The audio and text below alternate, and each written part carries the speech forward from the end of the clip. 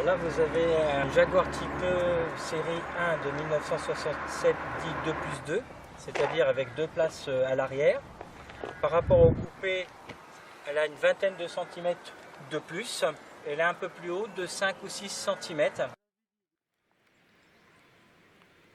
Vous avez la motorisation, celui-ci, du 4 litres 265 chevaux, avec une boîte de vitesse et un pont plus court qui fait qu'on peut aller jusqu'à 200 km/h. Mais les sensations sont fortement agréables au niveau des accélérations parce qu'il y a énormément de couples. Il y a une boîte synchronisée sur tous les rapports à partir de ce modèle-là, à partir du 4 litres 2, ce qui fait qu'en usage routier quotidien, on arrive à quasiment des performances de voitures d'aujourd'hui. D'ailleurs, en accélération et quoi que ce soit, on est vraiment encore très bien placé par rapport à certaines voitures d'aujourd'hui. Le gros avantage du 2+2, effectivement, c'est de pouvoir se balader en famille. Un modèle qui tient bien la route, malgré tout, au-dessus de 130 km/h, 150, il faut quand même tenir le volant, surtout quand il commence à y avoir effectivement un peu de virage, mais très agréable à conduire.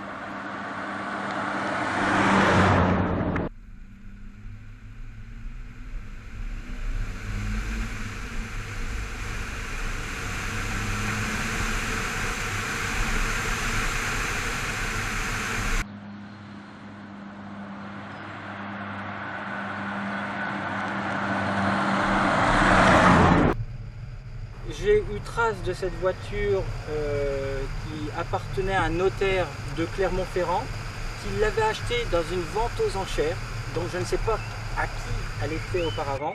Ensuite, elle avait été achetée par un garagiste aussi du côté de Clermont-Ferrand et c'est à ce garagiste que je l'ai achetée.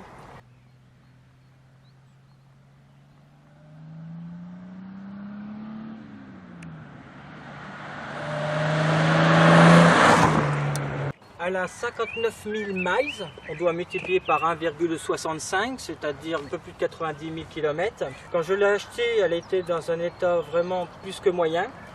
Il y a eu toute la direction qui a été faite, les amortisseurs, les freins, le système de refroidissement. Le capot a été démonté en 13 parties, a été refait et tout le bas du capot a été entièrement refait. La prochaine partie, c'est le train arrière.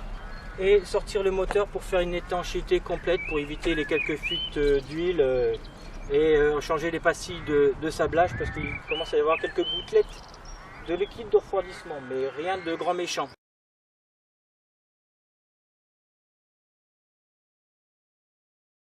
D'ici un mois, je vais aller à Coventry pour avoir effectivement le certificat de conformité. Je pourrais l'avoir à la maison, mais ça me permettra en même temps de visiter l'usine.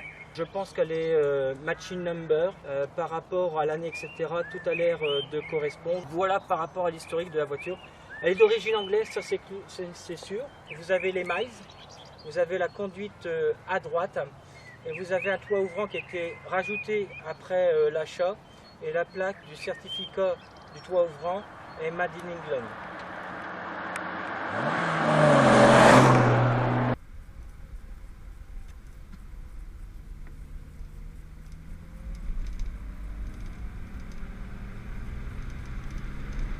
Cette voiture roule à mon goût pas mal dans le sens où tous les week-ends elle sort. Qu'il pleuve, qu'il neige, qu'il fasse surtout beau. En fait, j'arrive à faire des longues sorties de 200-400 km et d'ici un petit mois, effectivement, je vais aller en Angleterre avec, voilà, juste pour dire que j'ai vraiment confiance en cette voiture. J'ai fait partie d'un club il y a une vingtaine d'années quand j'avais restauré complètement une MGA coupée. J'ai effectivement fait aussi les 48 heures d'automobile ancienne. Aujourd'hui, je n'ai pas forcément le temps par rapport à mon activité professionnelle de pouvoir m'investir dans un club. Donc j'accompagne plus les membres de club dans des sorties que être effectivement membre actif. Mes rêves, bon, on va dire inaccessible, ce serait la Jaguar Type D qui a fait Le Mans, le nez court, ou alors la voiture routière de cette Type D qui qui est la XK SS, qui est vraiment un très beau modèle.